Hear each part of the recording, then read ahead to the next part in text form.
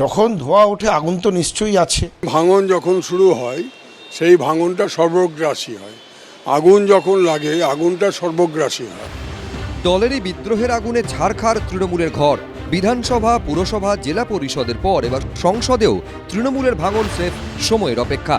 ইন্ডি জোটের বৈঠকে যোগ দিতে রবিবার দিল্লি গেলেন মমতা বন্দ্যোপাধ্যায়, আর সেদিনই তৃণমূলের সংসদীয় দলে ভাঙনের সম্ভাবনায় কার্যত শিলমোহর দিলেন দলের বর্ষিয়ান সাংসদ সুখেন্দু শেখর রায়। ভাঙনের টের পাওয়ার আগে সেতু বাঁধতে হয়, বোল্ডার ফেলতে হয়, আগুন লাগার আগেই প্রতিষেধক ব্যবস্থা নিতে হয়। যারা পারে না তারা পুড়ে মরে, যারা পারে না তারা ডুবে মরে। मैं वापस आ रहा है। अरे जो गद्दार है उसको गद्दारी करने दो ना, जो अच्छा है निकल जाए निकल जाए, कुछ नहीं होने वाला। मैं खड़ा हूँ दीदी के साथ और सदैव रहूंगा। জল্পনা বাড়িয়েছেন তৃণমূল সাংসদ সৌগত রায়। বিজেপির থেকেও একটা অপারেশন লোটাস চালানো হচ্ছে এমপি ভাঙিয়ে নেবার, সেটা দেখা যাক। আমি দিল্লি এয়ারপোর্টে দেখলুম যে কাকলি ঘোষ দস্তিদার আর সুখেন্দু শেখর রায় দিল্লিতেই পৌঁছলেন আমার সামনেই।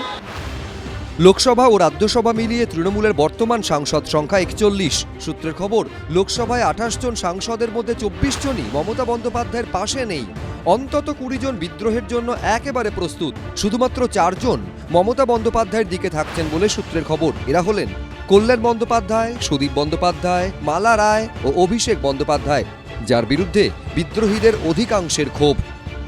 তৃণমূল কংগ্রেস তাদের নিজের কারণেই ভেঙে যাচ্ছে।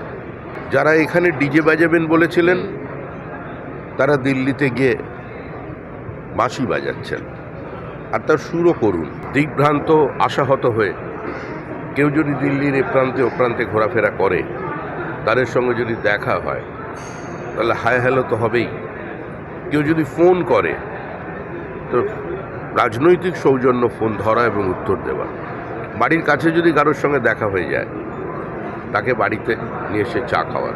তবে আমরা তো রাজনৈতিক দল, হরিনাম সংকীর্তনের দল নয়।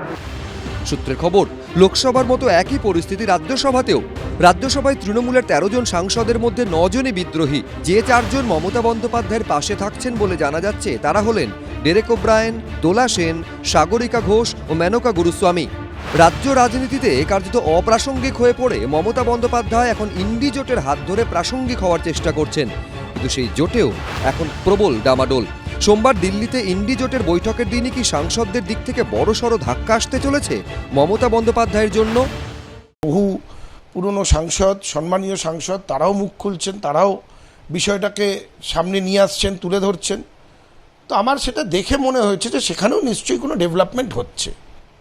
কারণ তো সবার জন্য একই হওয়ার কথা, কারণ এই কারণেই তো সবাই বিদ্ধ। আশঙ্কা করাটা তো অমূলক নয় যে এরকম ঘটনা লোকসভা বা রাজ্যসভা ঘটতে পারে, এটা ভাবাটা অমূলক নয়। কারণ এখানে যেহেতু এটা হতে পেরেছে, এবার তারা হয়তো তাদের মতো কি চিন্তা ভাবনা করছে। বিধায়কদের তো মন খারাপ হয়েছে, সেই জন্য তারা বিধায়কের আলাদা দল তৈরি করেছে। তবে সাংসদদেরও মন খারাপ হওয়ার, বিধায়কদের হলে সাংসদদেরও হবে, এটাই আশা করা যায়। বিধানসভা, পুরসভার রাশ হাত থেকে বেরিয়ে গেছে। সংসদীয় দলের ওপর মমতা বন্দ্যোপাধ্যায়ের নিয়ন্ত্রণও কি সপ্তাহের শুরুর দিনই শেষ হয়ে যাবে? অপেক্ষা সেটাই দেখার। সত্যজিৎ বৈদ্য, শিবাশিস মৌলিক, অনির্বাণ বিশ্বাস, এবিপি আনন্দ। এবিপি আনন্দ, এগিয়ে থাকে, এগিয়ে রাখে।